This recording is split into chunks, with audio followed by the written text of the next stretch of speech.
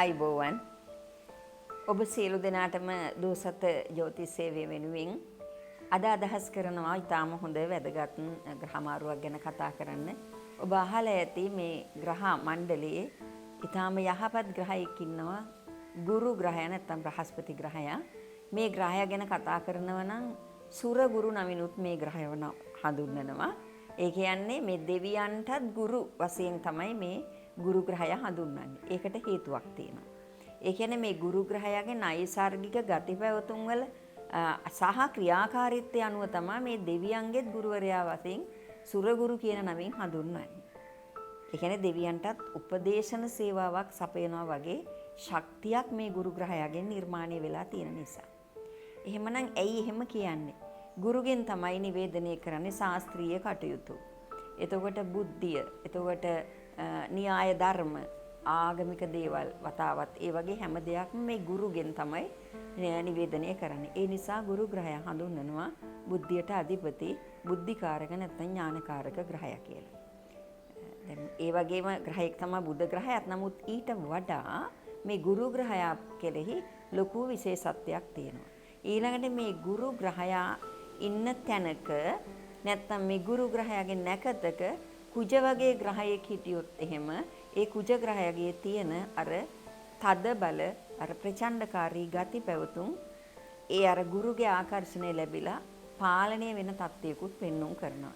ඊළඟට මේ ගුරු ග්‍රහයට කුජ වගේ ග්‍රහයෙක් සංයෝග වුණාම එතකොටත් මේ ගුරු ග්‍රහයාගේ අර තියෙන ගුණාත්මක බව කුජට ආරෝපණය වෙලා කුජගේ තියෙන ප්‍රචණ්ඩකාරී ඡණ්ඩ ගති පැවතුම් පාලනය වීමක් පෙන්වුම් කරනවා.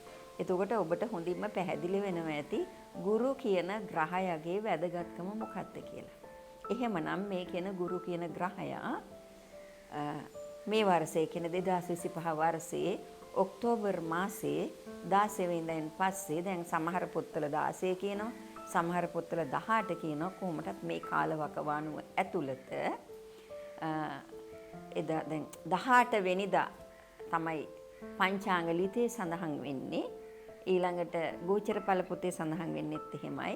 මේ 18 වෙනිදාට රාත්‍රී 7:49ට වගේ තමයි මේ ගුරු ග්‍රහය දසනසුරද දවසක් කටක රාශි ගත වෙන්නේ.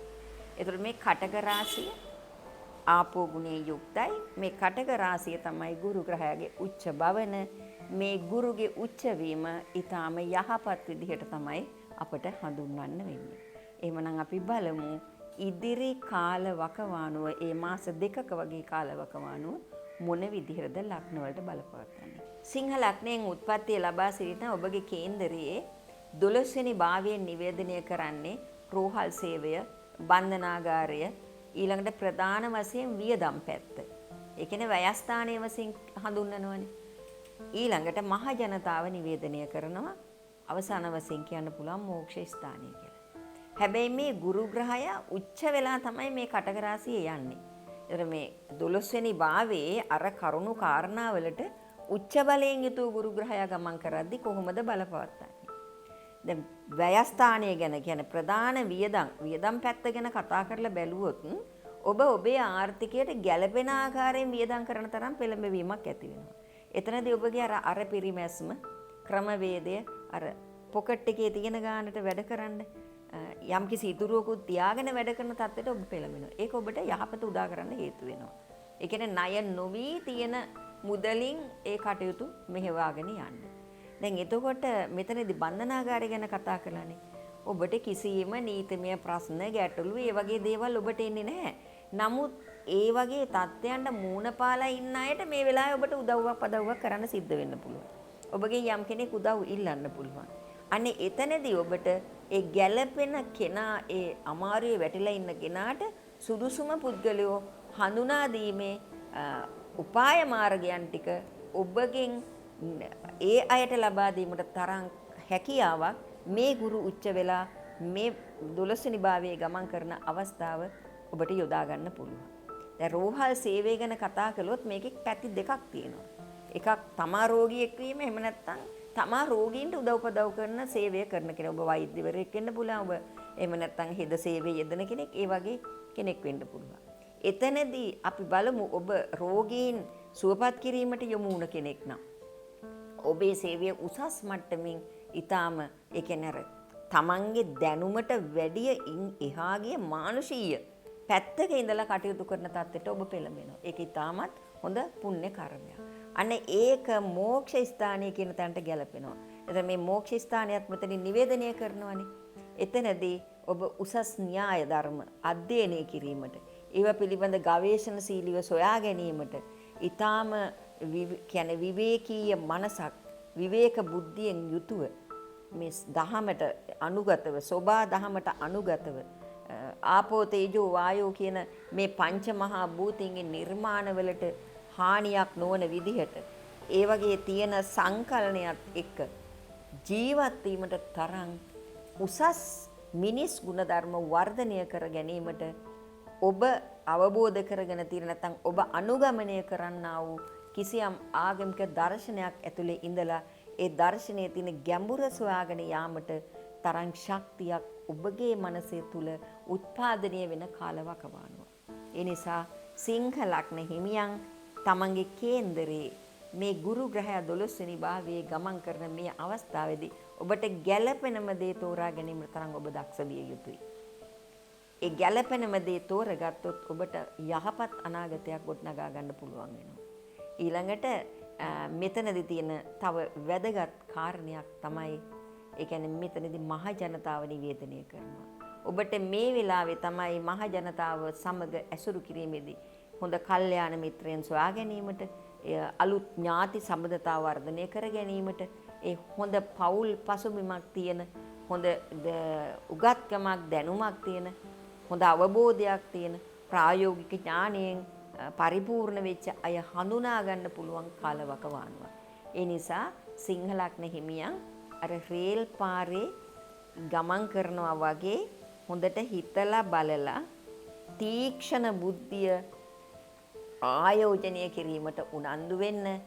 ඒ උනන්දු වුණොත් ඔබට මේ ගුරු ග්‍රහය 12 වෙනි භාවයේ උච්ච වීමේ නිසි ප්‍රතිඵලය සිංහ ලග්න හිමියන්ට ලබා ගන්න පුළුවන්. ඊළඟට මේ වෙලාවේ මේ 12 වෙනි ගුරු ගමන් කරද්දී සමහර විට දැන් ඔබ ඉන්න තැන ඔබ රැකියාවක් කරන කෙනෙක් නම් කෙටි කාලයකට කිසියම් වෙනත් ස්ථානයකට ගමන් කරන තැන නිවාඩුවක් ගත කිරීමට පිට කොහේ හරි යන්න, ඊළඟට විදේශීය රටකට යන්න, එහෙම නැත්නම් තමන්ගේ රට ඇතුළෙම වෙන කොහේ හරි ඇවිදින තමන්ගේ වෘත්තීය කටයුතු වෙනුවෙන් වෙනත් ස්ථානයකට යන අන්නේ එවැනි සංචාරක කටයුත්තකට පවා යොමු වෙන්න පුළුවන් කාලවකවානුව. ඒ නිසා සිංහ ලග්න හිමියන් මේ කාලවකවානුවේදී තමන්ට ගැළපෙන, තමන්ට කළ හැකි, තමන්ට සුදුසුම, තමන්ට નિયમિત දේ තමන්ගේ උත්පත්ති කේන්දරයේත් එක්කම ගලපගෙන බලා ගන්නවා නම් වඩා යහපත් කියන එක තමයි අපට අවසාන වශයෙන් සිංහ ලග්න හිමියන්ට පැහැදිලි කරන්න පුළුවන්.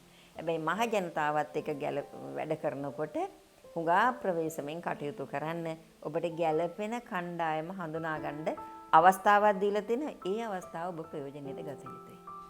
මෙම ලග්නවලට අනුකූලව මේ ගුරු ග්‍රහයා කටක රාශියේ උච්ච වීම පිළිබඳව තමයි ඔබට අපි අද සාකච්ඡා කළේ. එයින් ඇතිවන යහපත් අයහපත් ප්‍රතිඵල මොනවද කියලා. සාමාන්‍යයෙන් ඊටාම සර්ව සාධාරණ විදිහට, ධාර්මික විදිහට, පරාර්ථකාමී හැඟීමෙන් කටයුතු කරනවා නම් ඒ කටයුතු කරන අයට හොඳම අවස්ථාවක් තමයි තමන්ගේ සියලුම රැකියා කටයුතු, විවාහ ජීවිතය, සෞඛ්‍ය, ඒ හැම දෙයක්ම කියන්නේ ඊටාම ධනාත්මක ආකාරයෙන් ශක්තිමත් කරගන්න පුළුවන් වෙලාවක් විදිහට පෙන්눔 කරනවා මේ ගුරු ග්‍රහයා කටක රාශියේ උච්ච බලයෙන් ගමන් කිරීම. ඒකට හේතුව ගුරුගේ තියෙන්නේ ඊටමත් අර ධාර්මික ගති පැවතුම් වලට උදව්පදව් කරන ගතිය. සත්‍යවාදී අයව ආරක්ෂා කරන ගතිය. අවංකකමට උදව්පදව් කරලා ඒ අවංකත්වය ජනගත කිරීමේ හැකියාවක් මේ ගුරු ග්‍රහයාගේ උච්ච බලයෙන් පෙන්눔 කරනවා. අන්න ඒ කියන්නේ ගුරුගේ තියෙන නයිසර්ගික ගුණය ඊටමත් උත්කර්ෂවත් අන්දමට, උත්තරීතර අන්දමට උසස් කරලා උසස් මානසිකත්වයක් මිනිසාට ලබා දීමේ හැකියාවක් තමයි මේ ගුරු ග්‍රහයාගෙන් පෙන්눔 කරන්නේ. නිසා ඔබට අද පැහැදිලි කළේ මේ ගුරුගේ උච්චවීම, මෙවැනිම ග්‍රහ මාරුවලදී ඔබට සිදුවන යහපත අයහපත අනාගතයේදීත් අපි ඉදිරිපත් කරන්න බලාපොරොත්තු වෙනවා. එම බලාපොරොත්තුෙන් අදට අපි සමුගන්නවා ඔබ සියලු දෙනාටම තෙරුවන් සරණයි.